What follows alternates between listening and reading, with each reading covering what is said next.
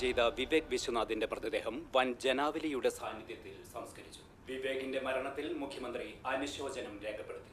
സാമ്പത്തിക പ്രശ്നങ്ങളാണ് ആത്മഹത്യക്ക് കാരണം എന്നാണ് പോലീസിന്റെ പ്രാഥമിക വിലയിരുത്തൽ.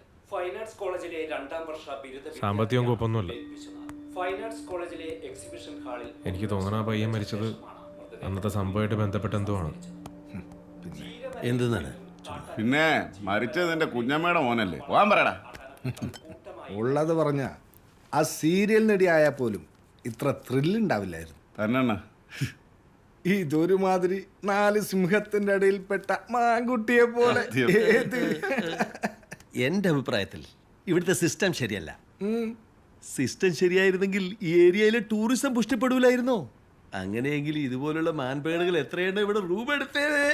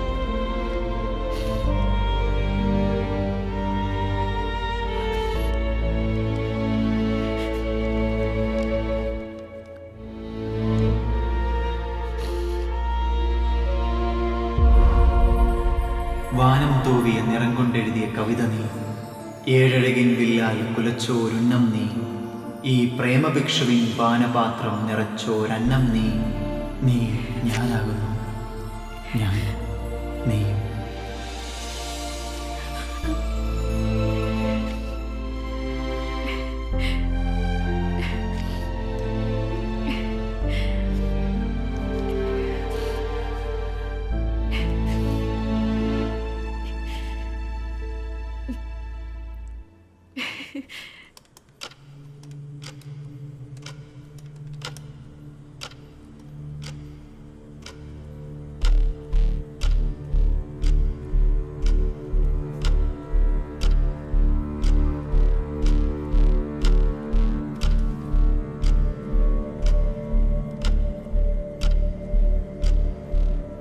മരണം ഒന്നിൻ്റെയും അവസാനമല്ല, ആരംഭമാണ്. എൻ്റെ മരണം നിന്നോട് സംസാരിക്കുന്നത് തോറ്റവൻ്റെ ഭാഷയിലല്ല.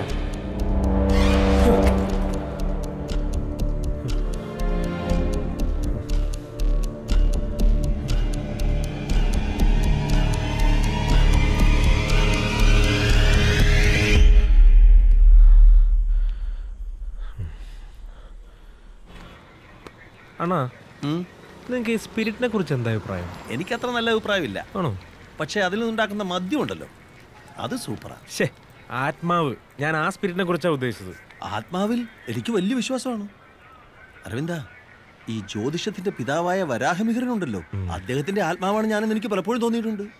സംശയം വന്നപ്പോൾ ഞാൻ കവടി നിരത്തി നോക്കി, പറഞ്ഞാൽ വിശ്വസിക്കത്തില്ല. വരാഹമിഹിരന്റെ ആത്മാവ് തന്നെയാണ് ഞാൻ. ചുമ്മാതല്ല കമല് നിങ്ങളെ കിഴങ്ങാന്ന് വിളിക്കണത്. കിഴങ്ങൻ അവന്റെ തന്ത.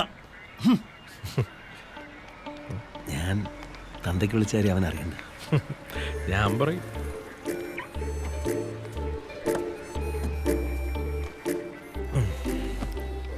ഓ, രാവിലെ എന്നെ പെറ്റിയോ?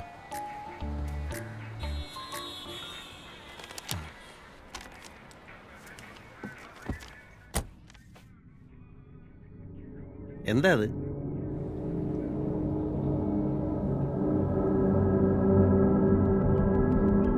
പെരുവഴി അമ്പലം, റൂം നമ്പർ 212 നവംബർ 18 വെള്ളിയാഴ്ച. വക്കീലിനെ കാര്യം പിടികിട്ടിയോ? ആ പെണ്ണും ചെറുക്കനും ഇവിടെ വന്നെടുത്ത റൂമിന്റെ നമ്പറാണ് 212. ഇതിലെ തീയതി അവരോട് വന്ന ദിവസം. ഈ റിസോർട്ടിന്റെ പേരെന്താ? ഹോസ്പിസ് എന്ന് വെച്ച പെരുവഴി അമ്പലം. ആ സംഭവം നമ്മളെ കൂടാതെ വേറെ ആർക്കും അറിയാവുന്നേ? ആ ചെറുക്കനാണെങ്കിൽ ചത്തും പോയി. പിന്നുള്ളത് ആ പെങ്കൊച്ച. അവക്കതിനുള്ള ധൈര്യമൊന്നും ഇല്ലെണ്ണ. അതുമല്ല, നമ്മൾ ആ റൂമിൽ കയറി ആരും കണ്ടിട്ടുമില്ല. അതുറപ്പാ. ഇനി ആ ചെറുക്കന്റെ പ്രേതം വല്ലതും ആണോ? ഒന്ന് ചുമ്മാ ഇരണ. എന്നാ പിന്നെ ആരായിരിക്കുന്നേ?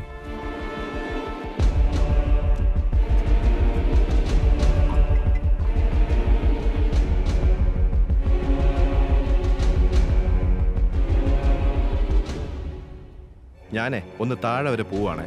എന്തെങ്കിലും ആവശ്യമുണ്ടെങ്കിൽ വിളിച്ചാൽ മതി.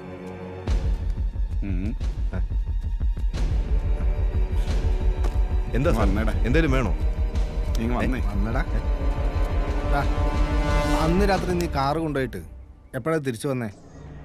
കാറോ? ഓ, അന്ന് അത് ഞാൻ വെളുപ്പിനെ വന്നല്ലോ. സാറ് നല്ല ഫിറ്റായിരുന്നു, അതാ ഓർമ്മയില്ലാത്തത്. ഇതാരാ എഴുതിയേ? ഇത് ഞാൻ എഴുതിയതല്ല.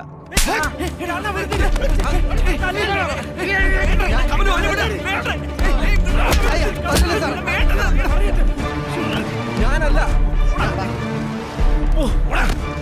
ഞാനല്ലെന്നേ. അവനൊന്നും അല്ല. നമ്മുടെ പിന്നിൽ വേറെ ആരുണ്ട്. നിങ്ങൾ വെറുതെ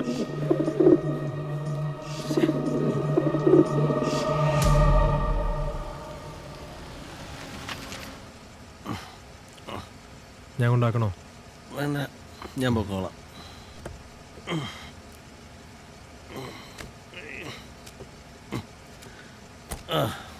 ഗുഡ് നൈറ്റ്.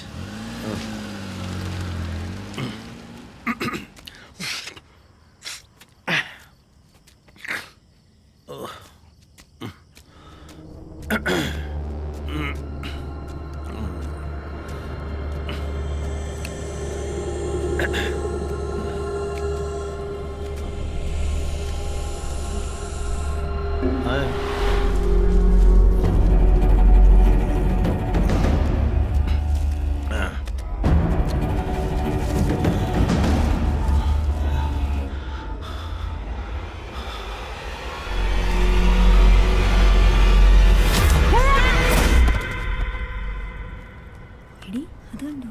നോക്കി. അയ്യേ, വേഗം വാ പോവാ.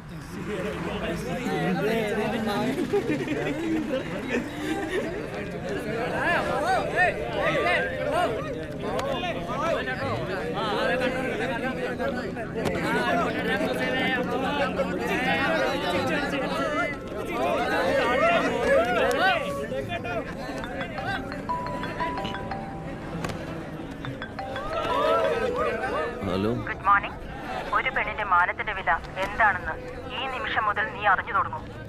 Best wishes.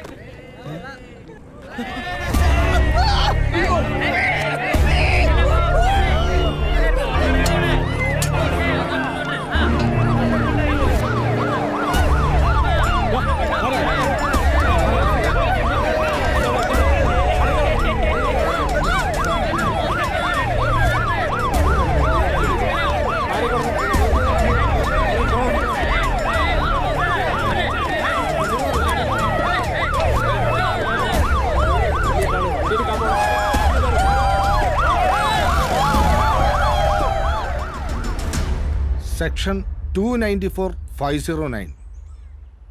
3 മാസം വരെ അകത്ത് കിടക്കാനുള്ള ഒഫൻസാ ഇത്. കോളേജ് ക്യാമ്പസിൻ്റെ മുമ്പിലാവുമ്പോൾ സംഗതി ഇത്തിരി കിടക്കും. പക്ഷേ പ്രശ്നമൊന്നുമല്ല. പിന്നെ കോടതി പോകുന്ന വഴിക്ക് ഞാൻ അവനോട് സംസാരിച്ചു. അരവിന്ദൻ അവനെ വഴി വിട്ടതിന് ശേഷം അവൻ വീട്ടിലേക്ക് നടന്നു പോകുമ്പോൾ ആരോ അവനെ തട്ടിക്കൊണ്ടുപോയി. അവന് ബോധം വരുമ്പോൾ റോട്ടിലാണ് കിടക്കുന്നതെന്ന്. വക്കീലെ, ഞാൻ പറഞ്ഞതല്ലേ, നമ്മുടെ പുറകെ ആരോ ഉണ്ട്. ജോൽസിനെ തട്ടിക്കൊണ്ടുപോയതും എൻ്റെ കാറിൽ ആ പേപ്പർ കൊണ്ട് വെച്ചതും ഒരാളാണ്. എനിക്ക് ഉറപ്പാണ്. ഏത് നേരത്താണ് എന്താ കൊച്ചിനെ അങ്ങനെ ചെയ്യാൻ തോന്നിയത്? അല്ല വക്കീലെ, ഈ ആ ഫോൺ കോൾ വന്ന നമ്പർ ട്രേസ് ചെയ്താൽ അവനെ പിടിക്കാൻ പറ്റുമോ? അതിന് ഫോൺ പോലീസിൻ്റെ കയ്യിലല്ലേ. അരവിന്ദൻ പറയുന്നത് പോലെ നമ്മൾ 3 പേരും സൂക്ഷിക്കണം.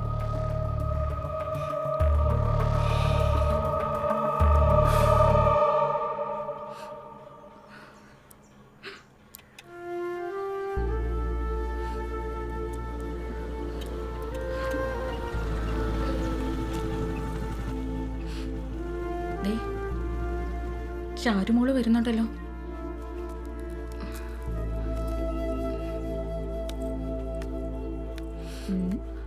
എന്താ രണ്ടുപേരും പ്രണയസല്ലാപത്തിലാണോ? ഞാൻ കട്ടൂറുമ്പായോ? ആ കഞ്ഞിങ്ങി തന്നെ, വെറുതെ അച്ഛനെയും കൂടി കരയിക്കാനായിട്ട്.